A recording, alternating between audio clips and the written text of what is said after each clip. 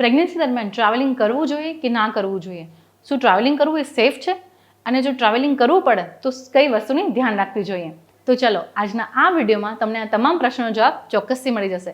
પરંતુ તેના પહેલાં જો તમે અમારી સાથે વુમન વેલનેસ યોગા, ગર્ભ સંસ્કાર કે પ્રી પ્રેગ્નન્સી યોગા માટે જોડાવા માંગતા હો તો તેની ડિટેલ્સ નીચે આપેલી છે.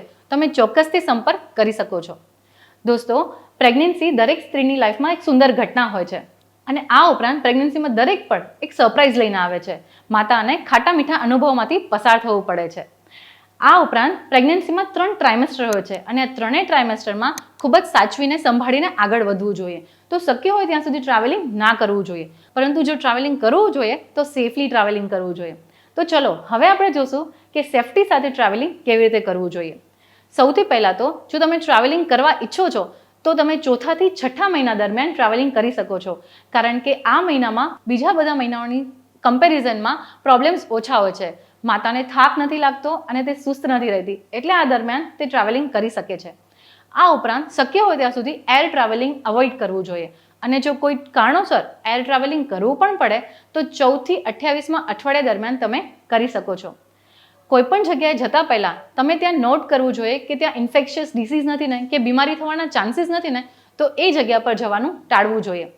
આ ઉપરાંત બને ત્યાં સુધી લાંબી મુસાફરી ન કરવી જોઈએ અને જો લાંબી મુસાફરી કરવી પણ પડે તો પાણીની સુવિધા ચોક્કસથી રાખવી જોઈએ, જેથી ડિહાઇડ્રેશન ના થાય.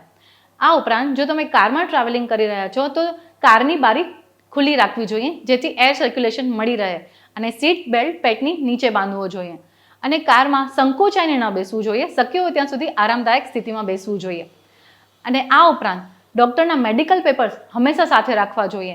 આ ઉપરાંત ડૉક્ટરનો નંબર ઇમરજન્સી માટે પણ સાથે રાખવો જોઈએ. અને જો કોઈ પણ પ્રોબ્લેમ થાય તો કોઈ પણ દવા ડૉક્ટરને પૂછ્યા વગર એમને ના લેવી જોઈએ. તમે જે પણ સ્થળ પર જઈ રહ્યા છો તેની પહેલેથી માહિતી ભેગી કરો, જેના કારણે તમે ત્યાંના ફૂડ અને કેવા કપડાં પહેરવા તેની તમે પહેલેથી પ્રિપેરેશન કરી શકો. અને ફેશનના ચક્કરમાં હીલ્સવાળા ચપ્પલ કે ટાઈટ કપડાં બિલકુલ ન પહેરવા જોઈએ. જો આ બધી વસ્તુનું ધ્યાન રાખવામાં આવે તો તમે ચોક્કસથી સેફટી સાથે ટ્રાવેલિંગ કરી શકો છો. તો તમને અમારો આ વિડીયો કેવો લાગ્યો તે ચોક્કસથી જણાવજો. અને હા, ટ્રાવેલિંગ રિલેટેડ જો કોઈ પણ તમારા પ્રશ્ન હોય તો તે અમારા કમેન્ટ બોક્સમાં ચોક્કસથી જણાવજો. અમે તેનું સોલ્યુશન આપવાનો જરૂરથી પ્રયત્ન કરશું. પ્રેગ્નન્સી પ્લાન કરી રહ્યા છો તો અમારા પ્રી પ્રેગ્નન્સી પ્લાનિંગ વર્કશોપમાં આપ જરૂરથી જોડાઈ શકો છો, જેમાં આપ શીખશો યોગ, ડાયટ, જરૂરી હેબિટ્સ, ડેલી રૂટીન કેવું હોવું જોઈએ અને હસબન્ડ વાઈફ વચ્ચેનું ટ્યુનિંગ. આ બધું અમારા આ વર્કશોપમાં તમે ચોક્કસથી શીખી શકશો. અને આ ઉપરાંત જો આપ પ્રેગ્નન્ટ છો તો અમારા ગર્ભ સંસ્કારના વર્કશોપમાં પણ જરૂરથી જોડાઈ શકો છો. અગર આપ સુરતમાં છો તો અમારી સાથે ઓફલાઈન પણ જોડાઈ શકો છો, અને સુરતના બહાર છો તો અમારા ઓનલાઈન વર્કશોપમાં પણ જરૂરથી જોડાઈ શકો છો. કોન્ટેક્ટ કરવા માટે નીચે ડિટેલ્સ આપેલી છે, તમે જરૂરથી સંપર્ક કરજો અને અમારી સાથે જરૂરથી જોડાજો.